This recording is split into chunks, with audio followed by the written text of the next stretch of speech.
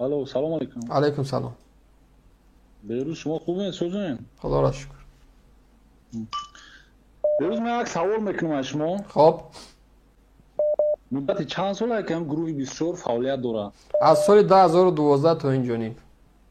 چند ساله در همین گروه وای داری فعالیت داری؟ از سال 2015 همچون طرفدار بودم و 2016 اعضای گروه 24 هستم فعالیت میکنم.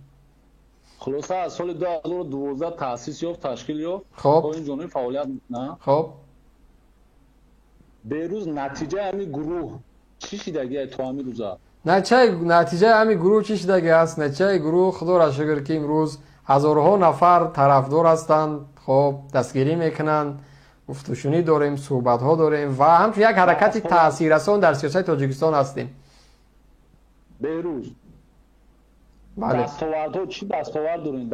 چی دستاورد دارین؟ دستاوردها رو باید شما ببینید. این جهان رو نگر با عقل خرد نه با اون چشمی که اندر میگری. باید خود دستاورد رو ببینید. ما دستاوردهای شما را گپ زنم چی دستاورد خب. دارین؟ دستاورد شما همیه که خب زیاده 200 300 و یا 500 جوان تاجیکستان جوان مردی که برای دولت خدمت باید میکردن، برای خب. دولت باید که یک نمونه برای جوانو میشیدن. خب. دستاورد شما همیه که زیاده 200 300 و یا 500 جوان به خاطری که شما پروکاسیا کردگین، فتنه انداختگین، شور غوغا انداختگین، سبب 400 و 500 جوان زندانی کی زندان کرد؟ ما زندان کردیم نه. بهروز نه یعنی ما یگانجا زندان داریم، همچون یک زندانی گروه 24 هستیم خیلی چیز. شما یک دقیقه گپ گوش کنید، من گپ زنم بعد ما گپ میزنم شما گپ زنید ما گوش میکنیم. خب دستاورد شما میگه که 400 یا 500 مادر تاجیک امروز فراق فرزندش هم میکنه به خاطر شما گناه ما را گفته زگی که ای بی حکومت رحمانی فما نفهمیدم. گناه شما میگه که همین جوانو را در راه بد دعوت کردگی. نه کدام راهی بد؟ بیا مرحمت اثبات که کدام راهی بد. مثال یک راهی بد یا دستاورد نیک تو شما گپ زنه که نه راهی بد گفتی تو بگو من راه اثبات کنم که بد نیست. کدام راهی بد؟ راهی بد یک برنامه میکنید، یک برادر دیگه تا در واتساپ وای میکنی پیوست میکنی، یا برادر دیگه تا در ایمو، یا برادر دیگه تا در وایبر. خب بین هر یا هر چور یا هر سیمی پروکاسیا میکنی. تاجیک با تاجیک جنگ. خب کدام پروکاسیا؟ کدام مسئله پروکاسیونی از در اینجا کو بگو؟ شما تو یک برنامه همو حق و باطیله یا که باطیل و حق همین کیسه تو نگوش کنه چیکار میکنه؟ خب کدام مسئله؟ همین مسئله گیجاش جنایت است. برای من بگو که من اصلاحش بکنم. چه جنایت نیست. خب سرقانون کشور خودت قانون کشور خوندگی هستی؟ بله قبولش داری که همچون یک سرقانون است؟ قبول داری؟ برای چی قبولش انا اون سرقانون دا میگه که هر یک شهروند حق آزادانه صحبت کردن در رسانه‌های اجتماعی دارد و آزادانه داخل شدن یک حرکت و از او بیرون خارج شدن دارد. برادر بیروز خب سرقانون چیزی گفت، در سرقانون چیزی که اومده ما را اینکار نمیکنه. پس برای چی اینجا بحث مرا اینکار کردستی؟ ما بحث ترا با خاطر اینکار کرده استم که سرقانون نمیگه که یک سرقانون میگه همین سرقانون مرا اجازه دادگی است. من در یگام نقطم باره هم کسی را به قتل به کشتار نمیدونم کدام مسئله ای بگیم که دعوت به کدام دولتی غیر نمیدونم مشکلات های سیاسی را دعوت نمیکنم. من فقط مردم برای دفاع خاک وطن، امروز وطن خاکش فروخته استیان، ما در این منبر میگم مردم ای شهروند تاجیکستان مرز بدخشان فروختن، مرز واروق فروختن، میلیون ها را زندان کردن، میلیون ها مهاجر داریم، بیاین برگردیم وطن بسازیم. آیا همین جنایت است؟ بیروز بله وقتی خطیب گپ میزنن با احساسات دادن است. من 3 سال شده برنامه میبرم، من هیچگاه احساساتی نه. من اصلا دشنو میکنم، من احساسات نمیشم. من مطمئن باش در این مسئله من خوب آماده هستم، برای من فرقی نداره. فقط سوالا را چرا مردانه جواب نمیدید؟ در کدام نقطه من کسی را به کدام دولتی نمیدونم تروریستی اکستریمیستی یا در جایی که جنگ است دعوت کردم، یا در کدام نقطه مردم به قتل کشتار دعوت کردم، یا در کدام نقطه مردم به کدام راه بد دعوت کردم؟ من میگم که مردم تاجیکستان امروز بدبختانه ما یک امنیتی درست نداریم که خاک و بوم وطن دفاع بکنه. بیاین خودمون دفاع بکنیم. آیا جنایت است؟ بیروز بله تی هم موضوع سوال میتی سوال تا جواب ندادم موضوع دیگه همین موضوع را جواب ده همین موضوع را جواب ده ما جواب میتونم بیا تو انتظار شما تا جواب میتونم سرقانون کشور اجازه داده که در کدام حزب حرکتایی که اعضا میشه مرحمت اعضاش برآمد که لیکن سرقانون نگفته که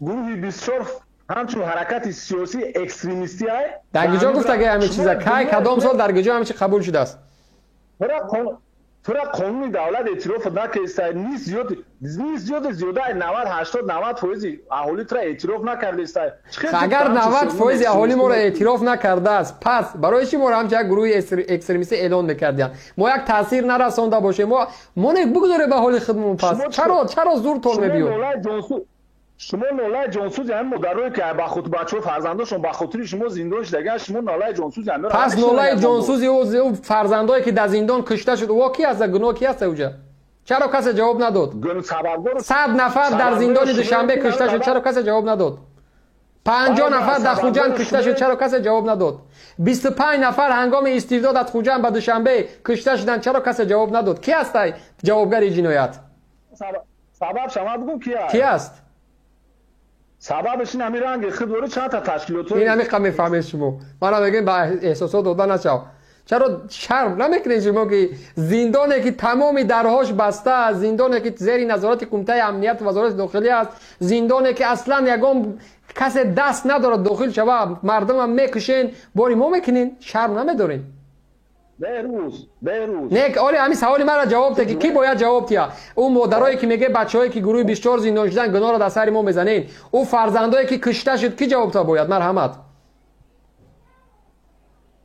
فرزندا را دولت نکشته چرا کسی جواب نداد جواب نداد کنی نوارهایی که زندان پر از کامera است برای چی تا امروز یک نوار برای مردم ندادن که اصل جنایتکار اینه فلانی است برای چی نکردن گوش کن بهروز نه سوال جواب ده خودش سری مخفی داره کنار بگذار کدام سری مخفی مردم آشکار در روزی روشن میکشه سری مخفی تو چی کیرا میخواین فریب بکنین با همین سیرای مخفیتون هزارها را کشتین و زندان کردین فلانی سری مخفی فلانی سری مخفی ایش سری مخفی 4 جوان بیگناه را به خاطر یک لایک موندن بردن زندان کردن گناه را سری ما میزنین اما صدها نفر میکشین کسی گناهگار نیست تا امروز یتیم افسری وظیفه است رحیم افسری وظیفه است رحمان افسری وظیفه است وزیر عدلیه سری وظیفه است رئیس سودی عالی سری وظیفه است رحمانوف راهبر کشور است تا امروز شما میلیون ها را میکشین باز چی میگین بهروز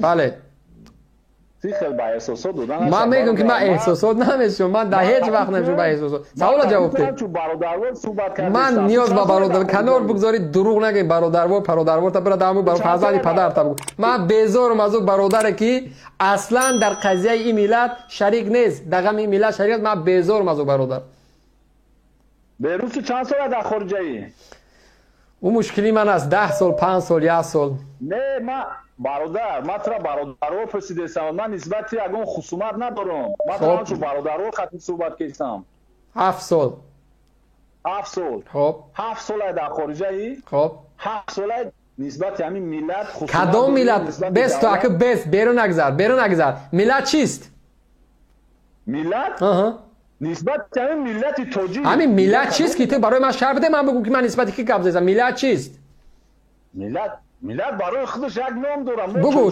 ملت نام داره چیست که عباره ملت شهر بده مهم نیست که همون طرز عربیش بگو یا که ادبیش بگو همون من منطقی همین ملت برای من بگو یعنی ملت چیست خوردنی است پوشیدنی است پرتو چی است ما برای تو اگه فیلسوف یا معلم نیست خیلی برای فیلسوف بوشه و بیا بحث بکن وقتی تو ملت از حکومت فرق نمیکنی مردم از نمیدونم از یک کالخاز فرق نمیکنی سفید از سیاه فرق نمیکنی که جا اومده چی میگوی چی گم کدای بهروز بله بهروز تو 7 سال بیرون دولتی گوش کرده سگت مرا خب تو 7 سال بیرون دولتی خب نسبت دولت نسبت قانون دولت هم قدر نفرت داری لیکن همین دولتی که تو در مقابلش سنگ میاندازی فتنه میدازی برادر با برادر جمع میدازی همین دولت با نسبت تو غمخوری میکنه. تا امر میدونی کدام غمخوری مثال؟ غمخوری پدر مادر تو 24 ساعت دولت امنیتش تامین میکنه. قانون کشور میگه که شهروند جمهوری تاجیکستان زیر حمایت دولت قرار داره. پدر و مادر من شهروند جمهوری تاجیکستان است. طبق قانون جمهوری تاجیکستان من از سن 18 سالگی حق آزادانه زندگی کردن، فعالیت کردن را دارم. کسی از تن من جوابگو نیست در عملها و کردارهای من. دیگر کنار بگذاری افسانه که دولت پدر و مادر را نگاه میکنه. دولت وظیفه‌ش است. او من براش مدال نمیتونم که ماشاءالله قند تا نمیذاری پدر و مادر من نگاه کرده. وظیفه دولت است نگاه کردن امنیتی نه فقط پدر و مادر من، تمام شهروندان جمهوری تاجیکستان و مرز و بوم وطن باید دفاع بکنن. لیکن توف با او دولتی که امروز مرز کشور را فروخت. میفهمی؟ پس برای چی ملت تاجیک میشموری؟ من شهروند این کشور هستم. من شناسنامه تاجیکی دارم. میفهمی؟ برادر در صورتی که پدر و مادرت را دولت موظفه خب نگاه و بینش در امنیتی به خطرش تامین کردن موظفه. خب تو میگویی که من 18 سالگی آزادم. 18 سالگی آزادی значит گردن سایه بگی گرمانیا و فرانسه را بگی نه دیگه اینجا اون مشکلاتی ما از کسی را میگیرم. نمیگم امروز بچهای وزیر و رئیساتون همش در آمریکا زندگی میکنن. اورا چی میگوی؟ در آمریکا زندگی میکنن ماشاءالله خوش بهاشون. خوش بهار ما که در آلمان زندگی میکنن. چی میگوی؟ خوش بهارشون که دفاع ملت کرده استان. گوش که سوال جواب بده. سوال مسئله ای که امنیت پدر و مادر. خب اگر تو همچون کارگر امنیت باشی تو میدونی که پدر و مادری مبارزات چند بارا امنیت میروند، وزارت کارهای داخلی میروند، در حالی که قانون مرا حق آزاد دادگی است. آیا این جنایت نیست؟ چیکار میکنن؟ قانون مرا حق آزاد دادگی است، یعنی که کسی از تن من جوابگو نیست. برای چی هر روز امنیت میروند وزارت داخلی؟ کجا میروند؟ اویلای شخصای مبارز پدر و مادرشون برای چه هر روز امنیت دعوت میکنن؟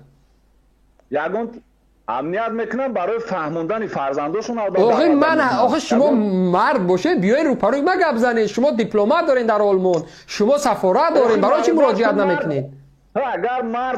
تا اگر مرد باشی خب مردک همین مردک اینگاه همین گویم که همین بچه قدی کوچگی اگر گپ زنیم همین مردک با مردک جنگ نمیدوزه. همین تو مردک هستی تو میدونی چند سال ملت نه همین خودت مردک هستی، همین کوچگیش مردک هستی.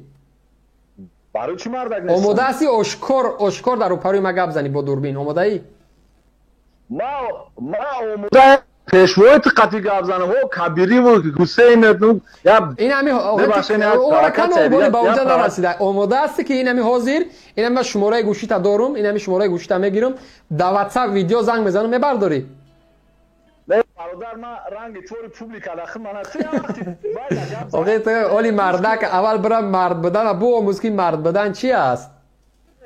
بیروز ما طرف تسال که من سلامت باش. تشکر جان. چه تا چیکار میکنین؟ ای امنیت ای آخه شما دیگه آدم نیافتین. ای مردکای خوب ای خاک در سر همون کمیته به خدا هزارها دلاری بودجه کشور میگیرین در همین 4 تا لاق پوست میتین. بچه 4 تا شجاع تیار کنین، 4 تا بغیرت آماده کنین، بشینن همین فرما و گلسوک زدگی در روپروی دوربین کامera را گیریم بکنه با فکت با دلیل با اسناد اثبات بکنه که من جنایت کردم. من اگر همینجا یتیم افتادم میشدم همین روز به استعفا میرفتم. نتونستم یک جوانی واقعی آماده کرده. آخه من با تو زنکی از من میترسخته نشون نمیدی. من زنگیر نیستم. آخه چی هست خود پنهان میکنین؟ و من اینجا نامدم یکم نمیدونم چیزی را کفته سباش میگه که کدام منظرت میخوام خشدار قبول کردی سباشو. آخه مردک شوین، آشکار مبارزه برین. چی من نمیخوام خدمت در پوبلیک نشون بدم. و تو زنکی تو مردی مرا مردانگی آموخته هستی که تو اگر مردک باشه و نه که تو مرا درس مردی آموخته نیست بدی. و تو برو آشکار از رحمانوف دفاع بکن، از همون امنیت دفاع بکن، از همون کنستوسیون قانونی که ما را اکستریمیسم و تروریسم از همون آماده دفاع کن مردانه. و از چی میترسی؟ در حالی که تو قانون برای تو اجازه داده است، در حالی که طرفداری حکومت رحمانوفی، در حالی که نوکر یتیم و فسی، برو آشکار گپ زن. از چی میترسی؟ از چی؟ بیا برای من در علاهیده من شماره گوشی تا دارم، من تماست میگیرم. بگو من که خواهی از چیز میترسی، بگو من دیگه میگه پنگم. میبروین همه انا تو مردک هستی، مرا مردک میگین، از مردکی گپ نشون میتین، مرا تعلیم میتین، گویا نمیدونم مردکی و زنکی گفته بحث میکن. لیکن برای چی؟ من همین سوال را جواب نمیگیرم. هست یک نفری که برای من جواب ده که برای چی او کسی که از رحمانوف دفاع میکنه تا یک نقطه میبیا شجاعت و مردی و حامی وطن و پتریوت و وطن دوست و هزار عنوان دیگه براش میگیرن. لیکن در همون نقطه میبیا که ای جوان تو آماده از رحمانوف دفاع کنی؟ زنکش گرفتگی خواه من نمیخوام که من نشون بدی و تو زنکی نمیخوای که نشون بدی یا که نمیدونم اینجا چند هزار جگم زنگیرن که تو میترسخته نشون میدی. ای شرم بکنین یکم تا ایزا بکشین یا که زنگ نزنین خودش میکنم. همین خیلی ترسو که همین شما برای ترسو اگر رحمان فدیفا بکنه زنگ نزنین برین بخیر و سلامت در جا زندگی کنین غورت کده بگردین.